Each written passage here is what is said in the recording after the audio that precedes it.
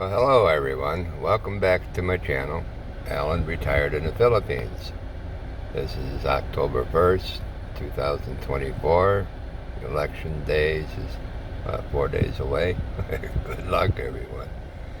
Anyhow, today's topic is my most scariest moment.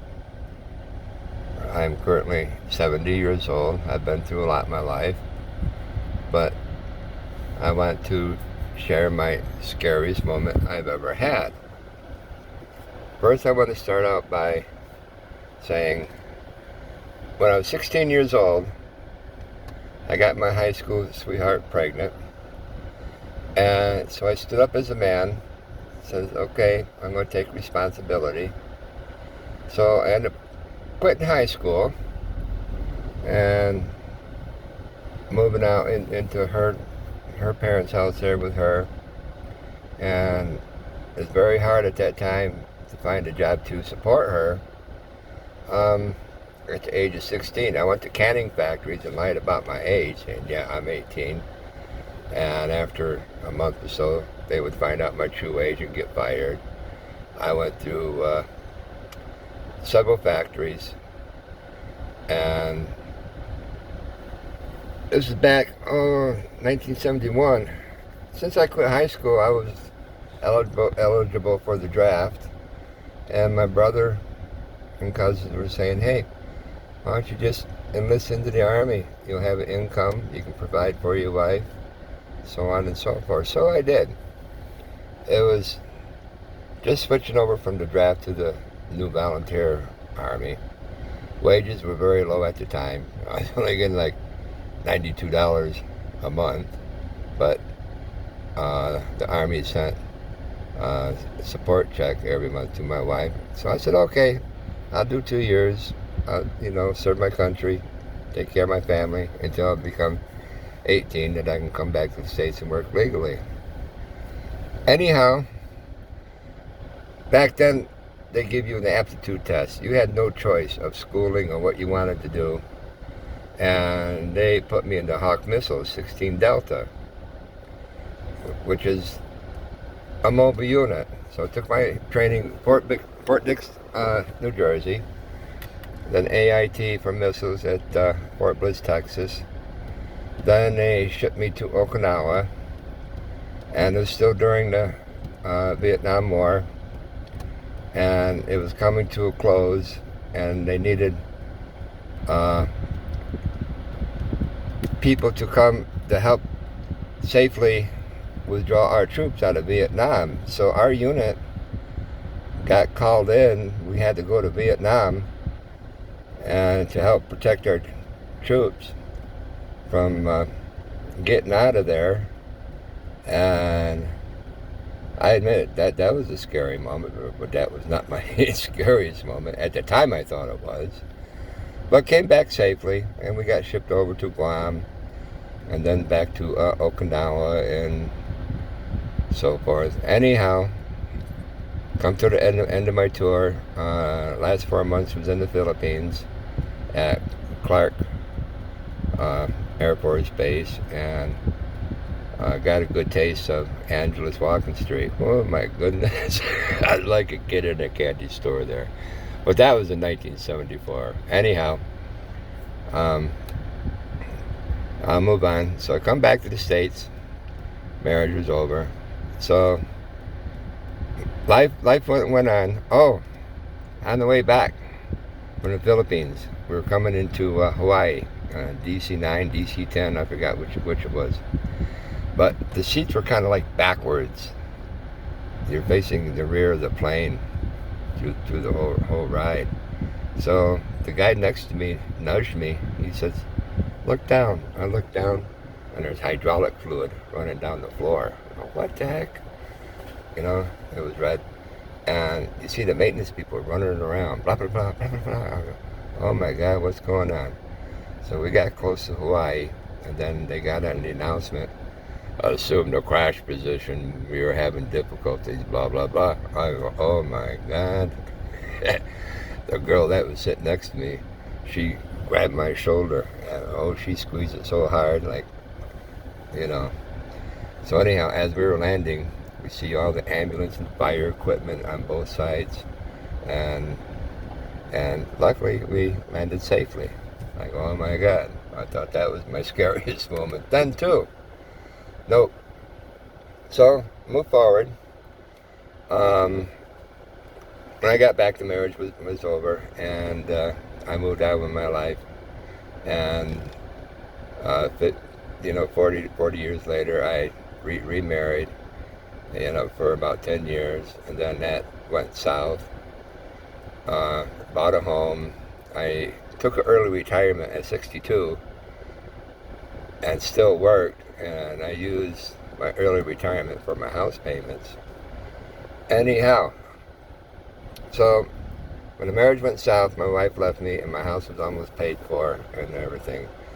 And I'm there thinking, how am I going to make this financially as I get older? I need to start making plans with what to do with my life.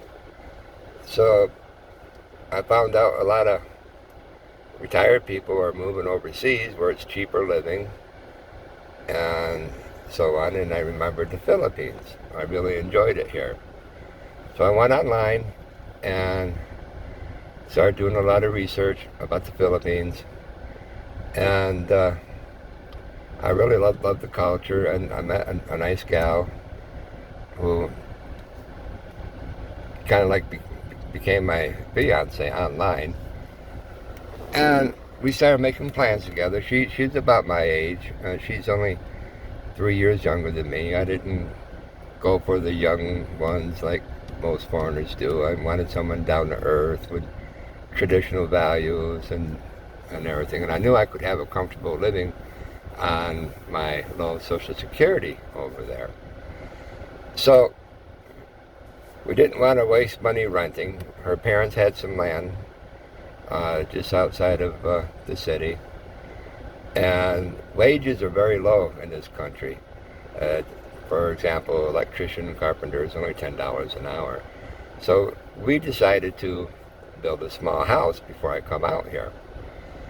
And so I started sending her budgets. We talked every day for like 4 years. We had a 4-year LDR.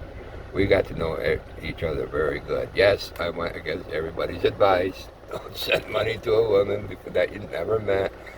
But we're both seniors. We both pretty much know the game and how it all works. And you can see red flags for scammers. And she introduced me to family, aunts, uncles, kids, all that, Her Facebook page was completely open like mine. So there was no, we developed a good trust. Anyhow, pandemic came. That made things worse. So that gave us time to build a house and buy a car before I came here, and got my house paid off for, got all my taxes up to date and everything. And it was so hard downsizing and selling everything. I mean, this is my life that I worked for, to get married, buy a home, get a car, tools, furniture, TV, computer, you name it, It was hard. It was very, very difficult to get rid of everything. And make a long story short, I ended up coming to the Philippines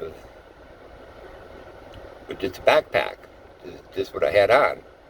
It reminded me that song, Amarillo by Morning.